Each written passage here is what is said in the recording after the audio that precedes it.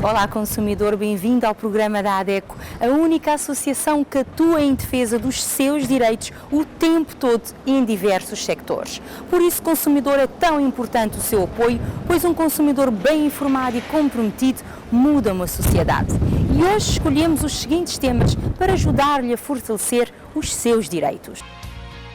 A ADECO ganha financiamento para implementar projeto na área da educação financeira. Em informação jurídica esclarecemos se o médico tem sempre a obrigação de atender o paciente. A ADECO responde a consumidores que querem saber por que pagam a taxa de audiovisual se não assistem a RTC. 3 de julho é o dia para chamar a sua atenção para a produção e o consumo excessivo de sacos plásticos. Vamos repor uma entrevista com a coordenadora das estratégias de gestão de resíduos da Associação Biosfera, Leila Teixeira, sobre o impacto no meio ambiente das bolsas de plástico vendidas em Cabo Verde. E no contexto atual, onde os consumidores ainda enfrentam a crise pós-pandémica e que foi declarado situação de emergência social e económica em Cabo Verde devido à guerra na Ucrânia, em boa hora, apraz-nos anunciar aos consumidores que a ADECO recebeu mais um financiamento da Anne Franzen Fund para executar o projeto Educação Financeira para um consumo consciente. O projeto Educação Financeira para um Consumo Consciente iniciou em maio deste ano e termina em maio de 2023. E durante este ano, a ADECO pretende com este projeto promover capacidades nas pessoas mais vulneráveis, como mulheres, jovens e pessoas com deficiência, a lidarem com o dinheiro e a desenvolverem competências que contribuem para uma sociedade com hábitos de consumo financeiro mais conscientes. Você precisa esclarecer dúvidas, ter acesso a orientações financeiras sobre orçamento familiar, crédito e poupança. Fique atento às nossas próximas atividades, onde vamos disponibilizar para todos os cidadãos de todas as ilhas um gabinete de orientação financeira. Vamos educar, informar e empoderar os consumidores vulneráveis através de ações de sensibilização e emitir programas televisivos sobre literacia financeira. Como viu, vitória da ADECO é vitória de todos os consumidores. E será que os médicos podem recusar um atendimento? Pode parecer polémico. Entretanto, existem diversas situações em que o médico pode sim recusar-se a prestar atendimento ou interromper um tratamento já iniciado sem que tal recusa se configure em omissão sujeita a punição ética ou judicial, conforme nos esclarece o jurista Éder Brito em Informação Jurídica, rúbrica que conta com o financiamento do Ministério da Justiça. A questão que se põe é se o médico tem a obrigação de atender sempre o paciente. E a resposta é que não. O médico não tem uma obrigação absoluta de atender o paciente.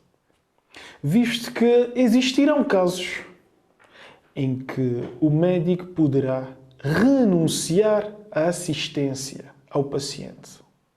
Situações que estraguem, de certa forma, a relação tanto pessoal com o paciente como a relação profissional com esse paciente. A relação médica-paciente consiste numa relação de confiança. E se, por exemplo, ocorrer um caso de discussão, um caso de agressão entre as duas partes, o médico não estará obrigado a atender o paciente. Se o médico achar, não, eu não vou conseguir prestar um bom serviço médico profissional a esse paciente, eu estarei impedido, eu vou abster-me de atender esse paciente por via de uma boa relação para não estragar essa relação profissional. Porém, mesmo ocorrendo esses casos descritos, existirão situações que o médico terá obrigatoriamente de atender o paciente, não importa o que aconteça. Nas situações de perigo iminente de vida desse paciente, ou nas situações em que não existe mais ninguém especializado na área desse médico. Por exemplo, numa determinada região só tem um cardiologista e aparece um paciente com quem o médico não tem uma boa relação, que está a sofrer de insuficiência cardíaca. esse médico estará obrigatoriamente para atendê-lo. Mas também o médico poderá renunciar à continuidade da assistência médica.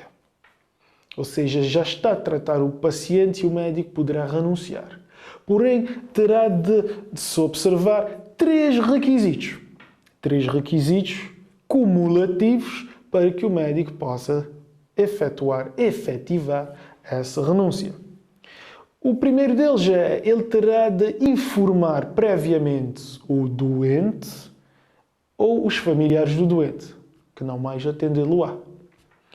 Também terá obrigatoriamente de demonstrar ao doente que não haverá qualquer dano para o doente, visto que haverá um outro profissional que poderá também tratá-lo na mesma área. O microprograma Informação Jurídica é financiado pelo Ministério da Justiça. As notícias sobre a taxa de RTC na fatura da Eletra chamam a atenção de alguns consumidores que contactaram a ADECO para saber por que pagam a taxa de audiovisual se não assistem a RTC. A ADECO responde com a jurista Janilza Oliveira. A taxa audiovisual, a antiga taxa de RTC, ou seja, a contribuição para o audiovisual, que é cobrada diretamente nas faturas de eletricidade, tem um fundamento próprio, que é o financiamento, a manutenção de todos os instrumentos existentes que possibilitam a transmissão da Rádio e Televisão de Cabo Verde, quer seja da Televisão de Cabo Verde, quer seja da Rádio Nacional de Cabo Verde. A partir do momento que o consumidor tem esse serviço em casa, ou seja, a partir do momento que o consumidor liga à Rádio Nacional de Cabo Verde ou liga à Televisão de Cabo Verde para assistir, isto tem um custo. A taxa da audiovisual visa financiar esse custo. Esse é o objetivo primordial do consumidor pagar a taxa da audiovisual. Existem, porém, situações excepcionais em que o consumidor não deverá pagar a taxa da audiovisual, como, por exemplo, os consumidores de energia elétrica com um consumo mensal inferior a 40 kWh, não pagará a taxa da audiovisual. Porventura, consumidores de energia elétrica com um consumo mensal inferior a 40 kWh e mesmo assim vem discriminado na sua fatura de eletricidade a taxa da audiovisual, o consumidor deverá contactar a Eletra para requerer que essa taxa seja retirada da sua fatura. Podemos sim reclamar relativamente à qualidade do conteúdo existente, da emissão, da recepção do sinal. Se existe sem qualidade, temos sim de fazer uma reclamação neste sentido. E se estiver perante alguma dessas situações, contacta a ADECO, Associação para a Defesa do Consumidor. O Dia Internacional Sem Sacos de Plástico, celebrado a 3 de julho, apela à mudança de comportamento de toda uma sociedade relativamente à produção e ao uso dos sacos plásticos. Em 2017 entrou em vigor em Cabo Verde a legislação que proíbe o uso de sacos de plástico não degradável. Os sacos agora vendidos nas lojas cabo-verdianas são biodegradáveis. Mas será que essa medida reduz assim o problema dos plásticos que vão dar ao mar? Nós aqui em Cabo Verde temos, a maior parte das bolsas são feitas de material oxo-biodegradável, o que significa não mais que no processo de produção é adicionado um aditivo que faz com que elas se decomponham mais rápido no ambiente, porque um dos principais problemas do plástico é que dura muito tempo. Então nós temos estas bolsas que são oxo-biodegradáveis, que levam aditivos adicionais, que fazem com que, em vez de durarem 400 anos, se calhar duram algumas décadas no ambiente, ou seja, duram muito menos e supostamente estamos aqui a resolver algum problema, quando na realidade o facto de elas serem biodegradáveis significa que são em condições muito específicas. Ou seja, quando nós colocamos estas bolsas em aterro, o que vai acontecer é que no aterro não existe oxigênio suficiente para elas se biodegradarem e elas vão libertar metano. E metano é um gás com efeito de estufa 25 vezes superior ao dióxido de carbono. Portanto, isto é um problema. Ainda para mais, porque estas bolsas são feitas na mesma de matérias não renováveis, ou seja, são feitas na mesma de petróleo. Não existe aqui uma fonte alternativa para fazer estas bolsas. Ou seja, é um bocadinho aquela coisa de, vamos dizer, no saco elas são biodegradáveis, quando na realidade são precisas condições muito específicas para isso acontecer e nós aqui não temos esse tipo de condições, é muito difícil que isso aconteça. Aliás, este tipo de bolsas na União Europeia existe mesmo um decreto que diz que elas são proibidas, porque existe uma possibilidade muito grande de elas criarem mais microplásticos no ambiente porque se degradam mais depressa. Por exemplo, se elas forem parar ao oceano, existe uma concentração menor de oxigênio, logo elas vão se degradar em pedaços mais pequenos porque é isso que elas fazem, é este o seu propósito, mas não se vão biodegradar. Ou seja, o problema do plástico continua lá. Estas grandes empresas põem a responsabilidade no consumidor sem lhes dar as informações necessárias e sem nós termos as condições para fazerem aquilo que é certo. Portanto, é um bocadinho desresponsabilizar a fonte e responsabilizar quem pode fazer pouco, neste caso o consumidor que acha que está a fazer uma grande coisa a trocar um saco normal por um saco oxo-biodegradável, quando na realidade o efeito é exatamente o mesmo no ambiente. Portanto, aqui a questão passa muito por educar as grandes cadeias a deixarem de utilizar estes sacos como uma coisa que é usada uma vez e é descartada. Porque aqui o grande problema é ser descartável. Porque se nós reutilizarmos 20, 50 vezes, deixa de ter este impacto no ambiente porque é sempre o mesmo saco. Agora, cada vez que nós formos às compras, comprar uma bolsa de arroz e trouxermos um saco para essa bolsa de arroz, não faz sentido. Então, é muito também o papel destas cadeias de supermercado começarem a ter outro tipo de opções. Não só deixarem de vender este plástico necessita de ser taxado, mas terem opções de sacos realmente mais fortes e que durem mais, porque estes sacos que nós temos aqui são muito fininhos, mesmo que nós queiramos reutilizar muitas vezes não é possível. Então existe esta informação que tem que ser feita na parte da cadeia de distribuição também, para eles começarem a mudar, para os consumidores terem alternativas, porque neste momento não existem outras alternativas. A recomendação é as pessoas reutilizarem muito, deixarem de usar plástico descartável.